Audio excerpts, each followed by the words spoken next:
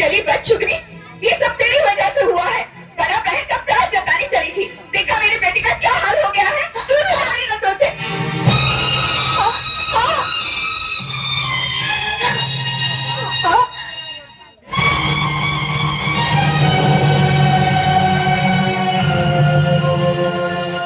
माँ, आज तक तुमने जो दुख, जो तकलीफें मुझे दी हैं, उसे मैं अपना भाग्य समझकर सहन करती रही।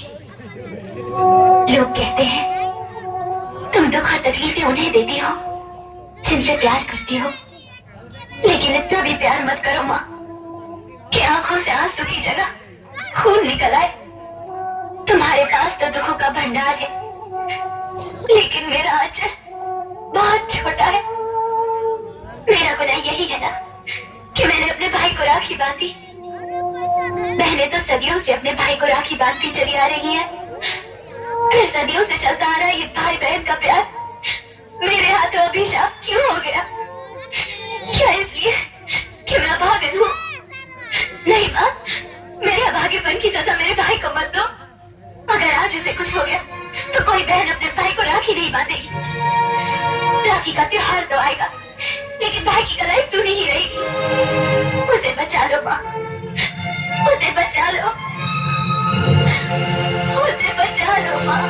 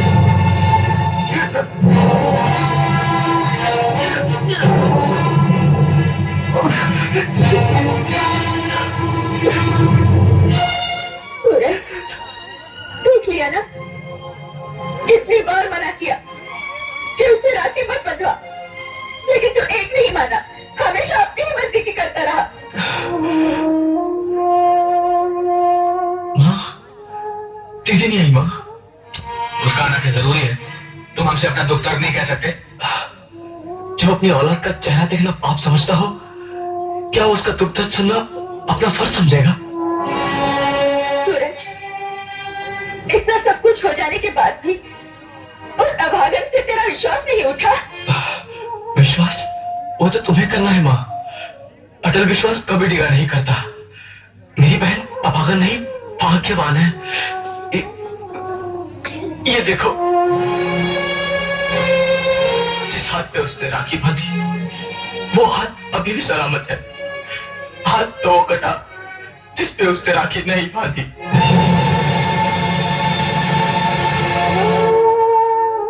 काश दोनों हाथों पे राखी बांधने का रिवाज होता माँ।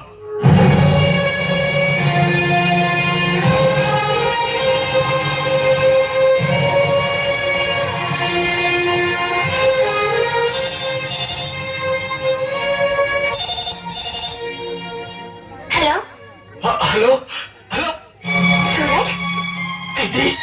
सूरज, कैसे हो तुम भैया? क्या हुआ था तुम्हें? तुम ठीक तो हो ना? हाँ दीदी, मैं ठीक हूँ, मैं बिल्कुल ठीक हूँ। अरे जिस भाई की तुम्हारी किसी बहन हो, भला उसे कुछ हो सकता है? तुम मेरा दिल रखने के लिए झूठ तो नहीं बोल रहे ना भैया?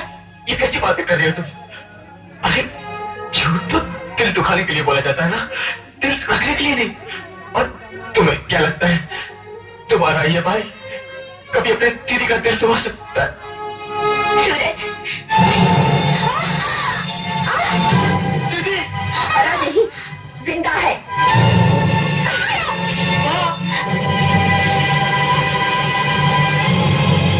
तूने तो कोई कसर बाकी नहीं छोड़ी थी उसे मारने में।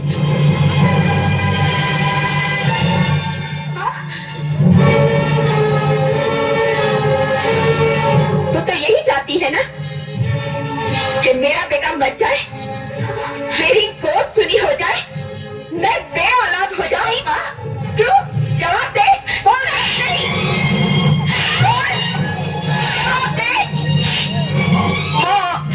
माँ का प्यार नहीं मिला, पैदा हो गया माँ को खा गई। हमारा प्यार तुझसे देखा नहीं जाता। जल्दी है तू, अभी हम को खाने का इरादा है क्या? बोल। आज तो मैं तुझे जिंदा नहीं छोड़ूंगी।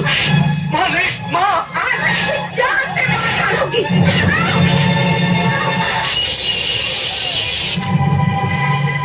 तू हमारा को खा जाएगी।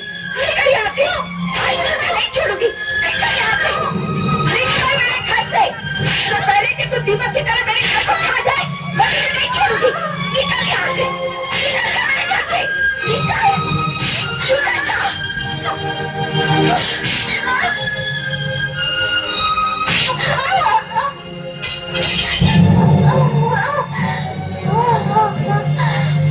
न जाने इस मनहूस को मौत कब आएगी और मेरे बेटे का पेट कब छूटेगा।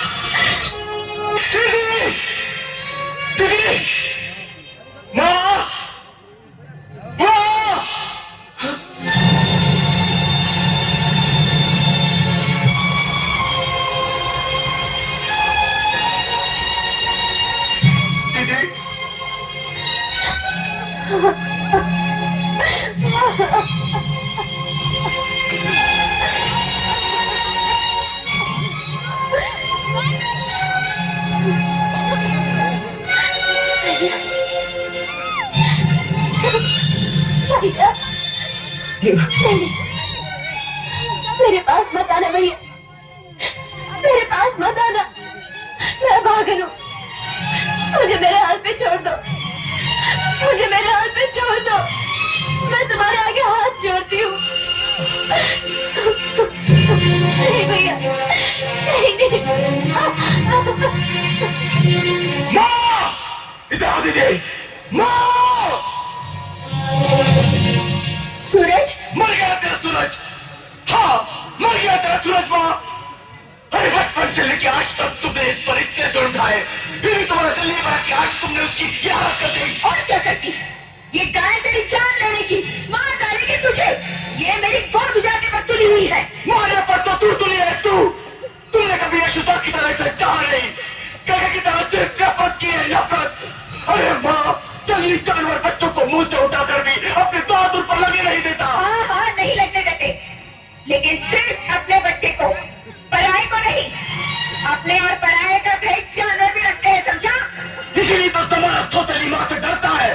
पर याद रख, आज की बात अगर तुमने मेरी बहन पे हाथ उठाया तो मैं माँ और बेटे के रिश्ते की सारी सीमाएं तोड़ दूंगा।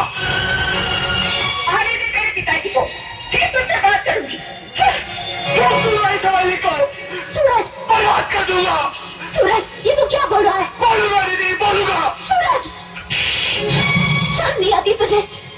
जिस माँ ने तुझे पैदा किया, पाला पोसा, उस माँ से ऐसी बातें? अरे नालायक, माँ क्या होती है ये तो मुझसे पूछ, जिसकी कोई माँ नहीं है। नहीं दीदी, उन्हें हक है हमें मारने का, हमें सजा देने का, लेकिन हमें उनका अपमान करने का कोई हक नहीं है। वो हमारी माँ है, माँ। सॉरी दीदी, मुझसे तुम्हारी तकलीफ देखी नहीं जाती, देखी नहीं जाती।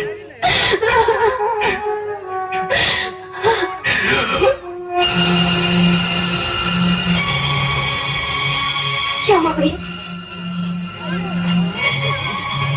भैया भैया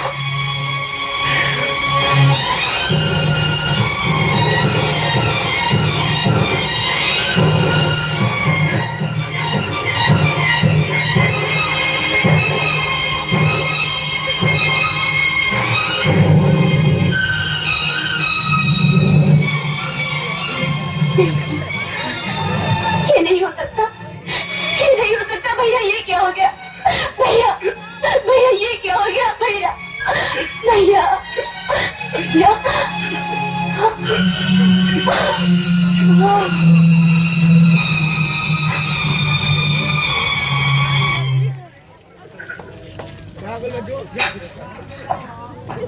किसे फोन कर रही हो?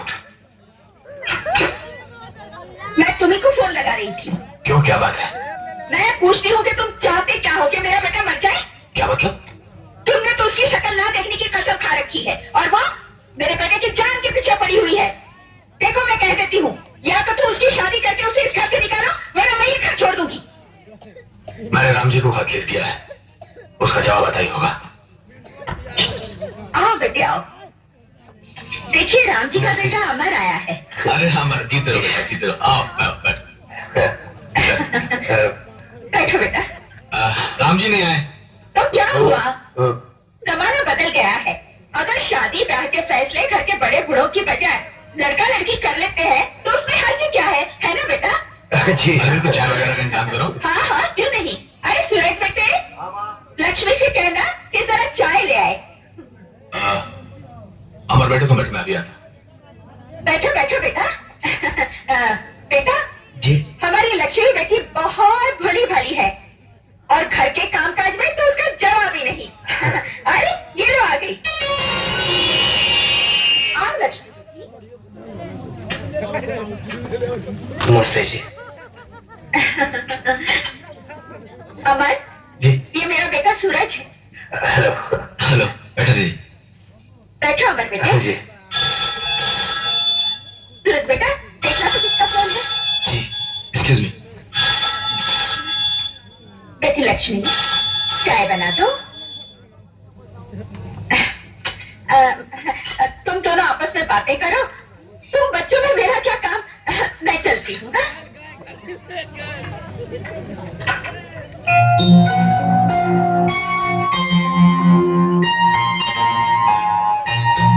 बाबूजी कहते थे कि तुम लाखों में एक हो, लेकिन मुझे तो लगता है कि तुम्हारे जैसा इस दुनिया में कोई है ही नहीं। Thank you.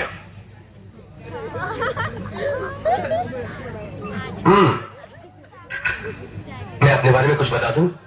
मैं एक फौजी हूं और एक फौजी दो चीजें बहुत जम के करता है, एक तो वार और दूसरा प्यार। मुझे तुम पसंद हो। अब रहा तुम्हारा फैसला, वो तुम्हारे हाथ में है।